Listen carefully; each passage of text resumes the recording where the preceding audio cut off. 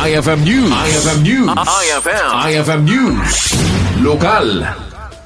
Inbatad niliga ng mga barangay President Ryan Jan Pascua ang Makipaset iti liga iti Brigada Eskwela karetoy at Hunyo 5 karetoy 2026. Kinunana at dayti upat +4,000 a piso sa pondo ang maiyalokara kastulong karagiti agad adala. Inay ni Pascua malaksit iti tree planting, bloodletting programa kan gift giving, kat napanunutan da ang mangisagot iti school supplies, karagiti agduduma pagadalan diti probinsya tapno maipaaya iti kang runaan nagkasapulan da iti estudyante karaytoy apa nagbabasa. Worth 400,000 dito nakayulokar nga pundo nga nagapo iti liga ng mga barangay. Iso apo dito dati gagapo apo dati per barangay apo nga baybayadan da nga 2,000. So dito apo ti pangususaran tayo.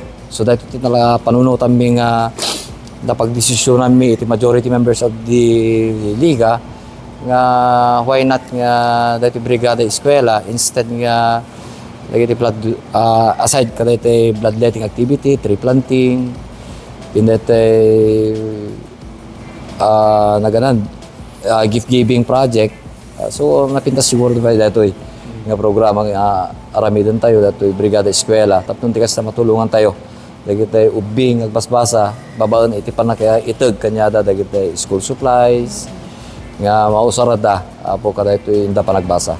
Pabayatan na, segun kan Pascua, itinapalaba sa tawan na kataddan itinam ang munisipyo nga inmunan na naipayan ti school supplies nga tikid daw ragitoy sa pasap wenno maikanda iti 20 kat may sa munisipalidad kan 2 a syudad ditoy probinsya. Para iti IFM News, Idol Bernadette Toledo, Tatak, IFM. IFM News. IFM News. IFM News. Lokal.